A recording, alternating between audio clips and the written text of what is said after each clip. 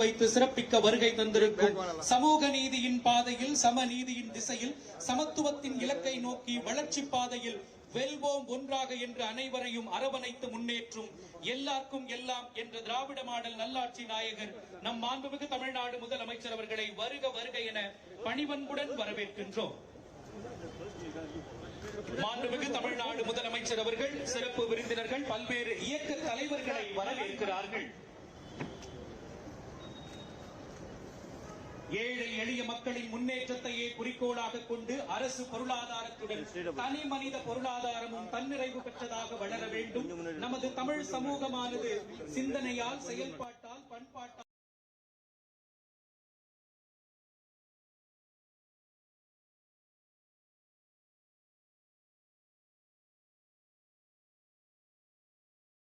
அனைவரையும் அரவணைத்து முன்னேற்றும் என்ற திராவிட மாடல் நல்லாட்சி நாயகர் நம் மாண்புமிகு தமிழ்நாடு முதலமைச்சர் அவர்கள் சிறப்பு விருந்தினர்கள் சீர்மிகு பெருமக்கள் பல்வேறு இயக்க தலைவர்களை வரவேற்று சிறப்பிக்கிறார்கள்.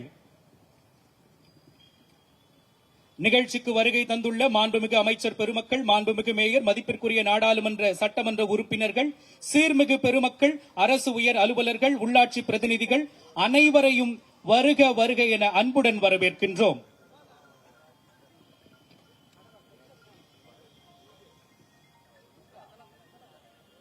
மாண்புமிகு தமிழ்நாடு முதலமைச்சர் அவர்கள் உலகளவில் சமூக மற்றும் சிந்தனைக்கு பெரிய அளவில் தாக்கத்தை ஏற்படுத்திய மாபெரும் சிந்தனையாளர் கார்ல் மார்க்ஸ் அவர்களின் சிறப்பு புகைப்பட கண்காட்சியை பார்வையிடுகிறார்கள்.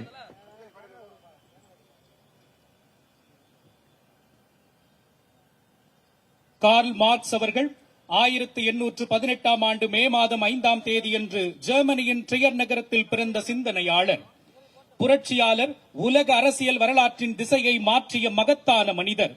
இளமையிலேயே சமூக அநீதிகள் குறித்து ஆழமாக சிந்திக்க தொடங்கிய மார்க்ஸ் அவர்கள் பான் மற்றும் பெர்லின் பல்கலைக்கழகங்களில் சட்டம், தத்துவம், அரசியல், பொருளாதாரம் ஆகிய துறைகளை பயின்றார்.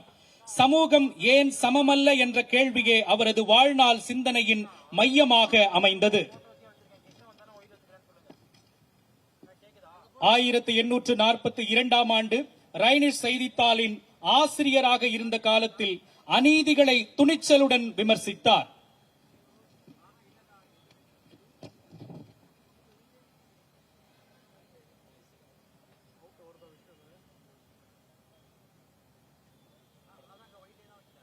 மாண்புமிகு தமிழ்நாடு முதலமைச்சர் அவர்கள், மாண்புமிகு அமைச்சர் பெருமக்கள், சீர்மிகு பெருமக்கள் தற்பொழுது உலக அரசியல் வரலாற்றின் திசையை மாற்றிய கார்ல் மார்க்ஸ் அவர்கள் பற்றிய குறும்படத்தை பார்வையிடுகிறார்கள்.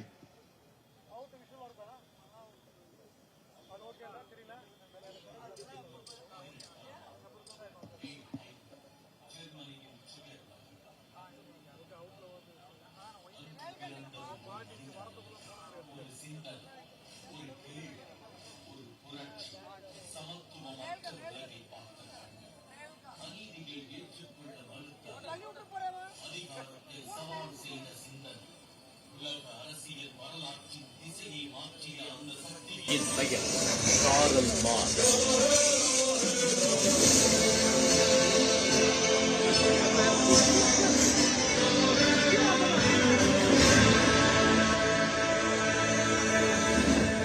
பிறந்த காலம் சமத்துவமற்ற உலகம். ஒரு புறம் செல்வம், மறுபுறம் வறுமை, ஒரு புறம்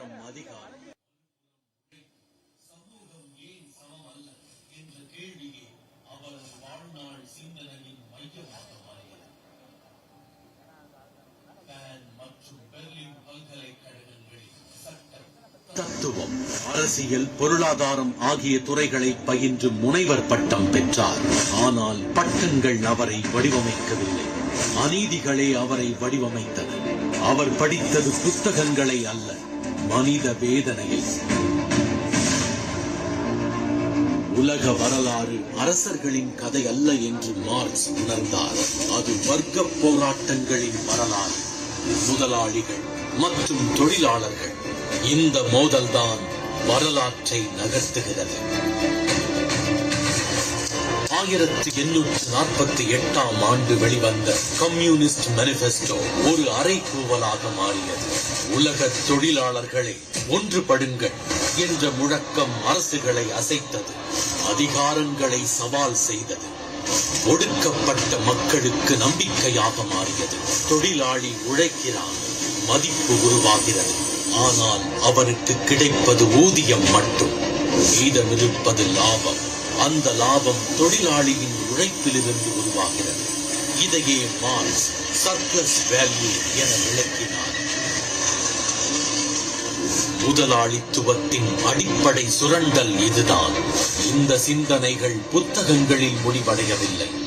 1917ஆம் ஆண்டு ரஷ்யாவில் புரட்சி வெடித்தது. மார்க்சின் கோட்பாடுகள் லெனின் கைகளில் அரசியல் ஆயுதமாக மாறின. தொழிலாளர் விவசாயிகள் ஆட்சி உருவானது.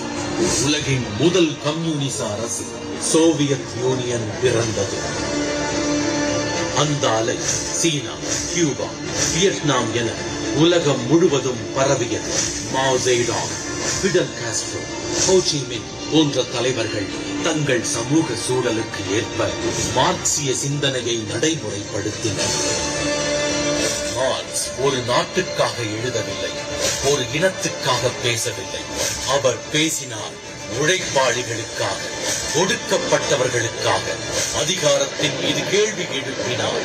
உழைப்பின் மரியாதையை உலகத்துக்கு நிறைவூட்டினார். இந்த சிந்தனையின் உலகளாவிய தாக்கம் காலத்தால் மறையவில்லை.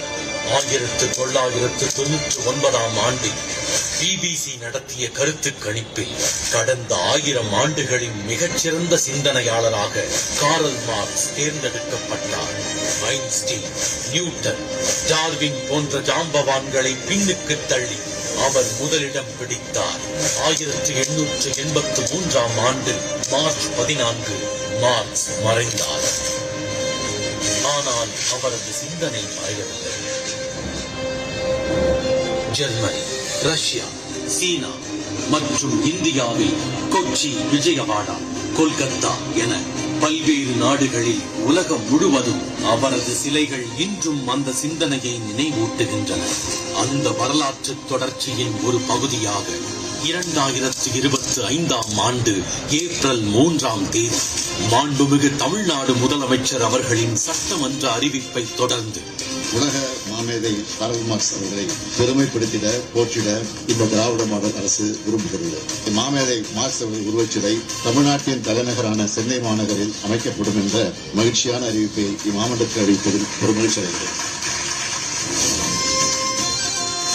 சென்னை எழும்பூர் அருங்காட்சியக வளாகத்தில் உள்ள கன்னிமாரா நூலகத்தின் நுழைவு வாயில் பகுதியில் ரூபாய் 85.80 லட்சம் செலவில் நிறுவப்பட்ட மாமேதை காரல் மார்க்சின் திருவுருவச் சிலை மக்களின் பார்வைக்கு திறந்து வைக்கப்பட்டுள்ளது. இது ஒரு சிலை திறப்பு மட்டுமல்ல, சமத்துவம், சமூக நீதி, உழைப்பின் மரியாதை ஆகிய சிந்தனைகளுக்கான ஒரு அடையாளம். அந்த சிந்தனையை இன்றைய தலைமுறையிடம் கொண்டு சென்ற மாண்புமிகு தமிழ்நாடு முதலமைச்சர் அவர்களுக்கு எங்களது நெஞ்சார்ந்த நன்றியை தெரிவித்துக் கொள்கிறோம்.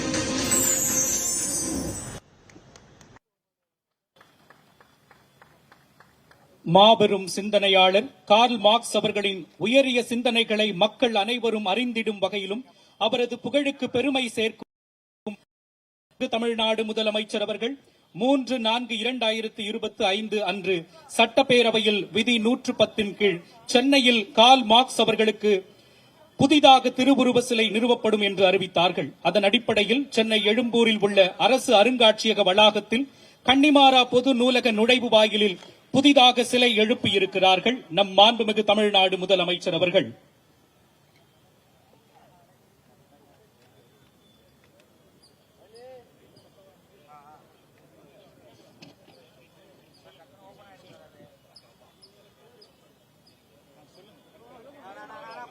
மாண்புமிகு தமிழ்நாடு முதலமைச்சர் அவர்களை மாபெரும் சிந்தனையாளர் கார்ல் மார்க்ஸ் அவர்களின் திருவுருவ சிலையை திறந்து வைக்குமாறு பணிவன்புடன் கேட்டுக் கொள்கிறோம்.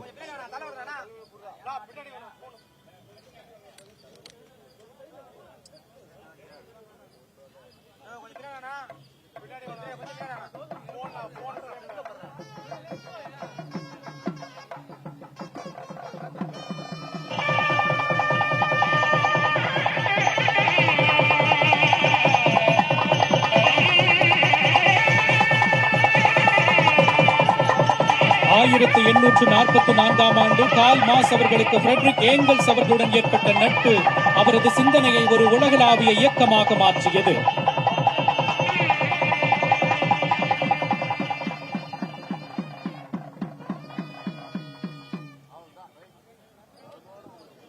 தற்பொழுது மாண்புமிகு தமிழ்நாடு முதலமைச்சர் அவர்கள் மாமேதை கார்ல் மார்க்ஸ் அவர்களின் திருவுருவப் படத்திற்கு மலர் தூவி மரியாதை செலுத்துகிறார்கள்.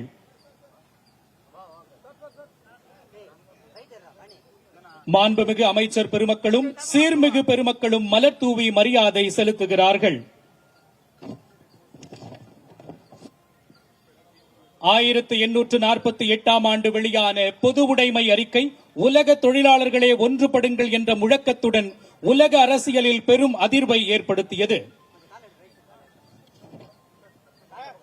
சீர்மிகு பெருமக்கள் மாமேதை கார்ல் மார்க்ஸ் அவர்களின் திருவுருவப் படத்திற்கு மலர் தூவி மரியாதை செலுத்துகிறார்கள்.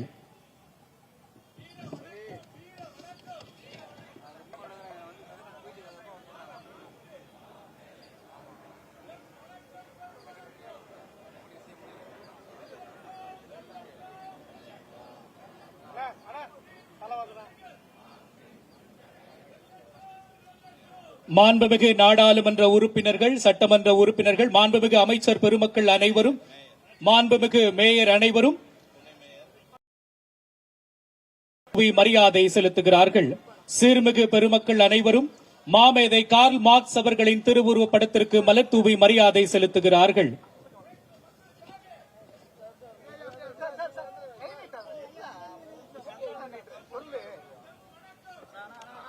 மாமேதை கார்ல் மார்க்ஸ் அவர்களின் திருவுருவ சிலையின் கீழ் மாண்புமிகு தமிழ்நாடு முதலமைச்சர் அவர்களின் தலைமையில் மாண்புமிகு அமைச்சர் பெருமக்கள், சீர்மிகு பெருமக்கள் அனைவரும் இணைந்து குழு புகைப்படம் எடுத்துக் கொள்கிறார்கள்.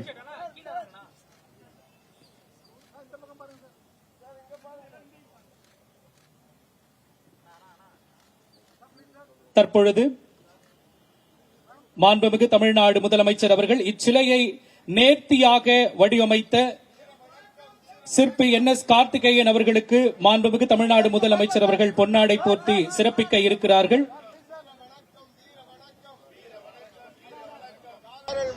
வீர வணக்கம், கார்ல் மார்க்ஸுக்கு வீர வணக்கம், வீர வணக்கம், வீர வணக்கம், வீர வணக்கம், கார்ல் மார்க்ஸுக்கு வீர வணக்கம், வீர வணக்கம், வீர வணக்கம், கார்ல் மார்க்ஸுக்கு வீர வணக்கம்,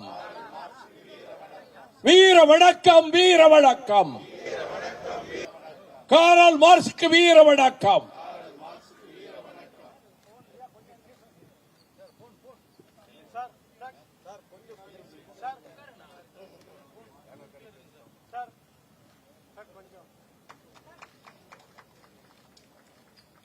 சிற்பி NS கார்த்திகேயன் அவர்களுக்கு மாண்புமிகு தமிழ்நாடு முதலமைச்சர் அவர்கள் பொன்னாடை போர்த்தி சிறப்பித்தார்கள்.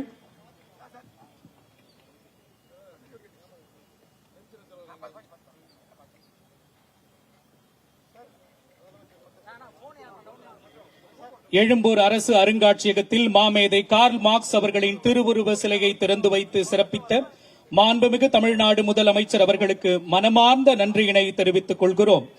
நிகழ்ச்சியில் கலந்து கொண்டு சிறப்பித்த மாண்புமிகு அமைச்சர் பெருமக்கள், சீர்மிகு பெருமக்கள், மாண்புமிகு மேயர், மதிப்பிற்குரிய நாடாளுமன்ற சட்டமன்ற துணை மேயர், அரசு உயர் அலுவலர்கள், உள்ளாட்சி பிரதிநிதிகள் அனைவருக்கும் மனமார்ந்த நன்றியினை தெரிவித்துக் கொள்கிறோம்.